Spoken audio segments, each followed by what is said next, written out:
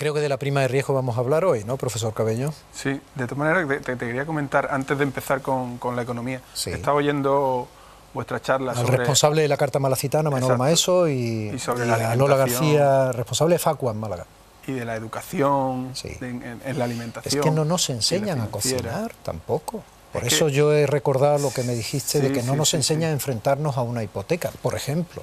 Es que la educación nos estamos equivocando. Yo ya te digo que tengo muchas ganas de que hablemos de educación porque precisamente esta semana ha coincidido que hemos hablado con varios amigos sobre la educación de nuestros hijos y es que todos compartimos, primero, que se le mandan una serie de deberes tremendos para niños de 9, 10, 11 años, 8 años, haciendo deberes toda la tarde, fines de semana, cuando los niños a esa edad tienen que jugar.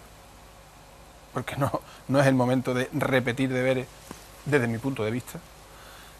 Y además los deberes que se le envían, se le mandan, pues son unos deberes más bien repetitivos, que verdaderamente no mejoran al niño, ¿no? en su capacidad, pues no sé, de enfrentarse pues, a expresar algún público, aunque sea ya pequeñito, a razonar, a buscar soluciones a los problemas.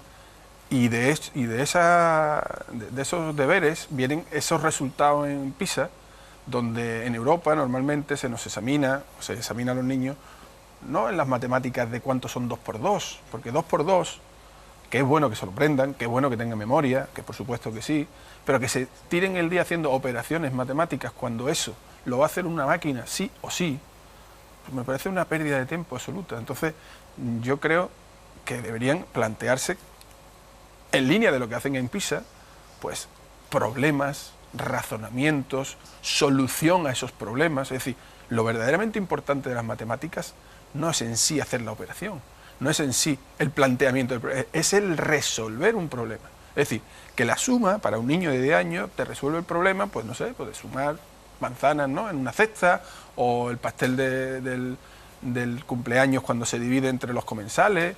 Esas son las sumas, las multiplicaciones, las restas, y que sepan utilizar esas operaciones matemáticas en la vida real, para qué sirven y qué le va a solucionar. Cuando verdaderamente le enseñemos eso a los niños, nuestra economía saldrá adelante. Mientras le estemos explicando a los niños repetir una operación tras otra, o no sé, o en lengua hacer otras operaciones repetitivas, como he visto esta semana también, pues me parece que no vamos a ningún lado, ¿no? Y creo, y esto no es una cuestión de un colegio, no es una cuestión de los colegios de Málaga, es una cuestión de los colegios de España.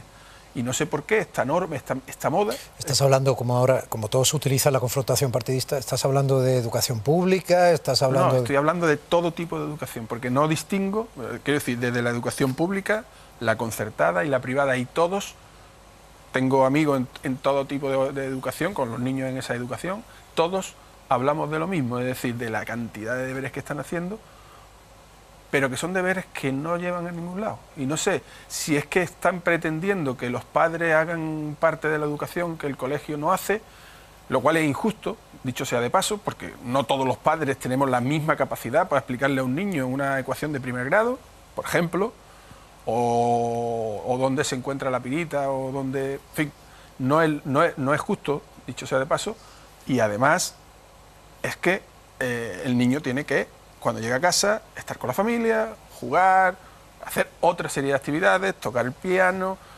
inglés, hacer deporte, muy importante, en fin.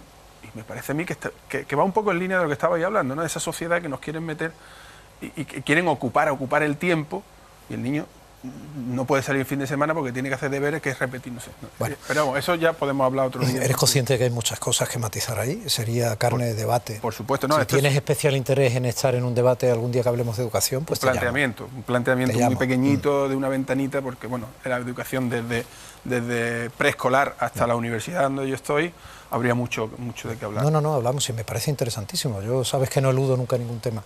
Vamos a intentar ser pedagógicos, ¿no? O sea, no vamos a analizar lo que es una ecuación de primer grado, o de segundo grado, tal.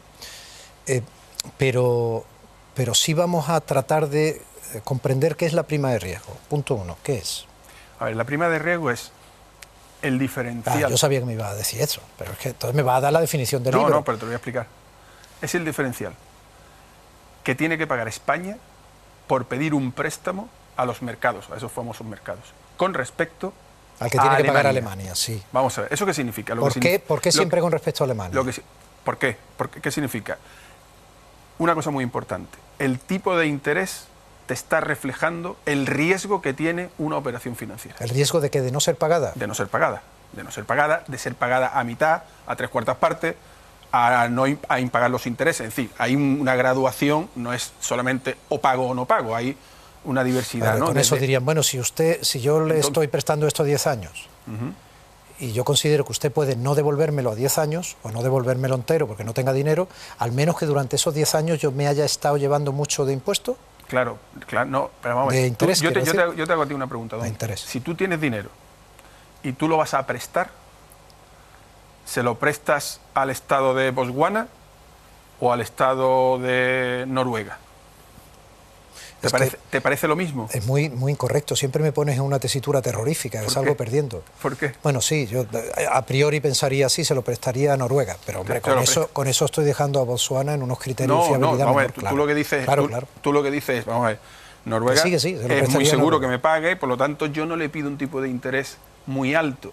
Sin embargo, a Botswana sí se lo presto, pero a cambio le pido un interés muy alto, porque el riesgo que tiene de impago también es muy alto. Lo que pasa es que el riesgo que tiene Botswana en aceptar entonces los créditos a ese nivel de interés es el de nunca salir de su pobreza, porque tiene que pagar tanto de interés, además de devolver el Fondo Monetario Internacional, para eso están las instituciones que lo que hacen es prestar dinero a cambio de una serie de regulaciones, de cambios estructurales, se supone.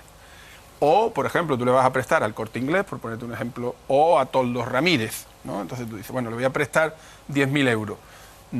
¿A quién le pido más tipo de interés? A quien tiene más riesgo. No es lo mismo prestarle a alguien que tú estás casi seguro que te va a pagar, que es lo que llamamos prima libre de riesgo, ¿de acuerdo? El tipo de interés libre de riesgo, que sería Alemania en este caso, y por eso se compara, a la pregunta que tú me hacías antes, por eso siempre se compara con Alemania, porque es la que tiene el riesgo más bajo. Y tiene riesgo más bajo, supongo, porque es directamente proporcional a la riqueza de ese país. Y bueno, y a la seriedad y a lo que le influye a los mercados, lo que piensan los mercados sobre si van a pagar o no van a pagar.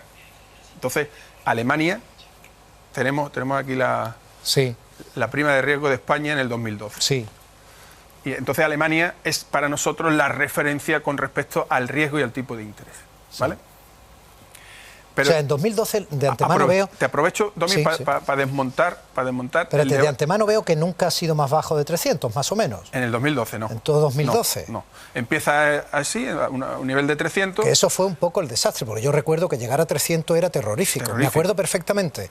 Se puede tirar de hemeroteca, por favor, los periódicos de mayor relevancia y de mayor fuste. Llegar a 300 era terrorífico. Bueno, superamos los 400. Y los 600. Entonces, no, pero es que en ese mismo momento en que era terrorífico, en nada... Claro, es que si tú ves esa gráfica, la parte de la izquierda, es decir, 2011, 2010, 2009, pues va creciendo hasta llegar ahí, ¿no? Sí. Yo te he puesto 2012 porque yo quería desmontar el discurso del presidente del gobierno, debate del Estado de la Nación del presidente del gobierno. Y me parece, bueno, no es que yo quiera pensar que no hay nadie que pueda hacer este discurso, lo que pasa es que, primero, en el debate del Estado de la Nación, que es horrorosamente anticuado, es una cosa insoportable, no hay una forma de poner una pantallita como esta y que un político, un economista, diga, señor Rajoy, usted acaba de decir esto y mire usted lo que ha pasado con la prima de riesgo, y que haya un debate de verdad. Bueno, de todas maneras, tampoco eso da mucha solvencia. Yo recuerdo cuando sacaban los cartelitos en la mano, que era patético porque no se podían ver, no, era hacer un acto de fe, pero además, como el otro luego te sacaba una ratio distinta hablando de lo mismo... pero que haya, pero que haya un debate audiovisual, en fin. Yo te planteaba esta gráfica porque se ve muy fácilmente. Mira, te la voy a explicar desde el punto de los acontecimientos del país, ¿no? Sí. El primer máximo, que se ve al principio, ¿verdad? El primer máximo es cuando Rajoy gana las elecciones. A partir de ahí baja radicalmente, ¿ves? En una bajada tremenda, porque hay confianza en que Rajoy va a adoptar las medidas de cambios estructurales. De hecho, fue una de las grandes bazas en la argumentación electoral del actual presidente del gobierno. Entonces, hay una bajada espectacular que viene a darle la razón a Rajoy, efectivamente, de que ha bajado la prima de riesgo. Después se estabiliza ahí y de pronto empieza a subir muchísimo. ¿Por qué? Porque la prima de riesgo no solamente recoge el riesgo España, que es un riesgo, sino que también recoge el riesgo euro, es decir, que el euro se rompa. Claro, España está dentro del euro, tiene por un lado la componente riesgo España, pero tiene por otro lado la componente riesgo euro, que el euro se rompa, ¿vale? Entonces, ¿qué ocurre? Pues que en ese momento hay una tormenta en torno al euro, de que, bueno, hay una incertidumbre de que el euro no va a soportar esa tormenta financiera. Y eso no le gustaba a quienes nos prestan dinero. Y claro, entonces claro, no les gusta. No le gusta absolutamente nada, porque tú le estás prestando euros y no sabes lo que te va a devolver. Pesetas, por ejemplo. ¿Y cuánto vale la peseta? Es una incertidumbre. Lo que quisiera España que valiera y lo que fuera capaz de hacer que valiera en función de su balanza de pagos, ¿no? Con el exterior. Que se habla, bueno, pues que si se rompe el euro, la peseta se devolvería pues un 50%, es decir, ya para empezar a hablar, devolverías la mitad, o tendrías que devolver los mismos euros, pero con la mitad de capacidad. Es decir, total, que eso a quienes prestan el dinero no les gusta absolutamente nada. ¿Qué es lo que hacen? Se asustan. ¿Qué es lo que hacen? Más riesgo, exigen cada vez más interés. Más tipo de interés. Y empieza a subir, que tú ves esa montaña que sube hasta julio. Y que quede claro, nosotros no podemos dejar de pedir dinero. Claro. Porque si no nos daría igual la prima de riesgo, si no estamos pidiendo dinero nos daría igual que estuviera tan alta. Nosotros nos preocupamos de la prima de riesgo porque gastamos más de lo que ingresamos. Vale, y necesitamos permanentemente pedir esos créditos. Efectivamente. Vale. Efectivamente.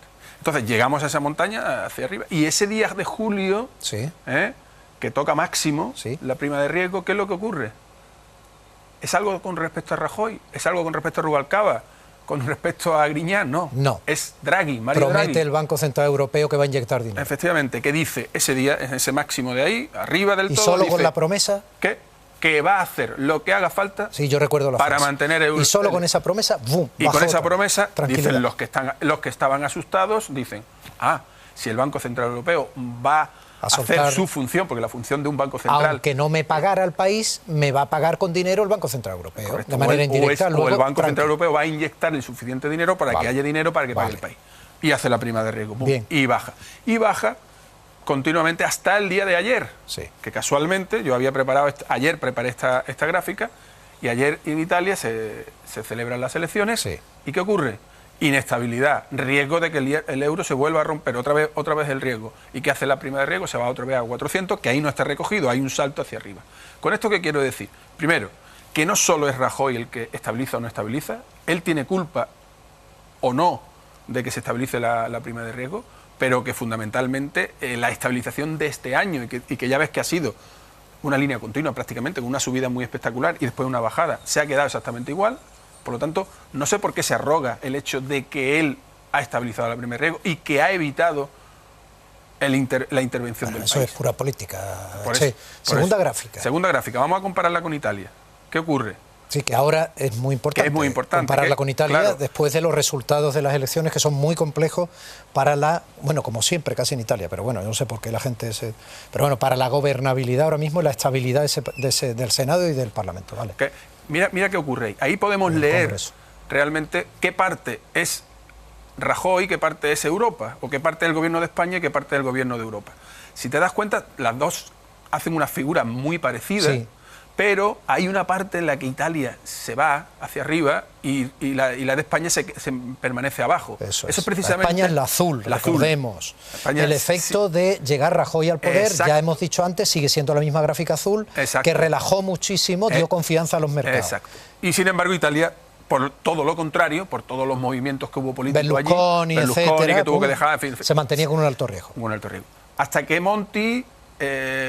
estabiliza la prima de riesgo, incluso supera. Porque recordemos que Monti era el triunfo de la tecnocracia, fue puesto, digamos, por la troika y tal, y entonces eso les daba confianza. Y supera, incluso por debajo, es decir, mejora la prima de riesgo española, y ya a partir de ahí, pues hace algo muy, muy parecido. Las dos, la de España un poquito peor que la italiana, pero las dos hacen... de hecho hoy nos separaban 50 puntos básicos, pero España estaba, por lo menos esta tarde, España estaba en 381 o algo así, e Italia estaba en 330. Sí, esta mañana, bueno, yo he oído 400 y algo también, ¿no? Bueno, yo te hablo de esta tarde, ahora ya no sé cómo ha cerrado. Porque por lo visto en el Senado pues hay la posibilidad de que sea también... A nosotros que Italia esté regulín también nos perjudica. También nos perjudica, por eso que te estaba diciendo. Si el riesgo es euro, nos perjudica a nosotros.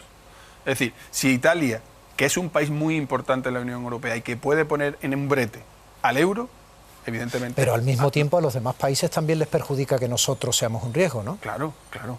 En definitiva, Europa ahora mismo está dividida en dos partes, ¿no? El núcleo central y los periféricos, lo que llaman los países periféricos, que serían desde Irlanda, Portugal, España e Italia.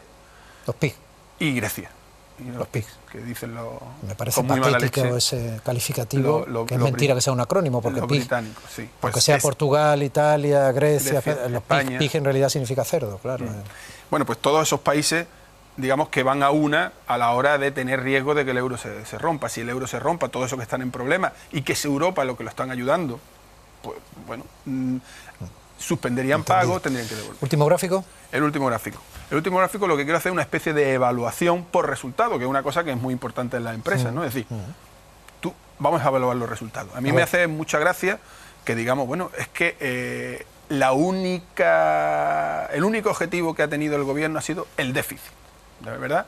Llevamos un año luchando contra el déficit. Sí. Vamos a ver los resultados, pero vamos a ponerle números, para que lo veamos. El objetivo del déficit para el año 2012, en un primer momento, fue del 4,5%. Sí.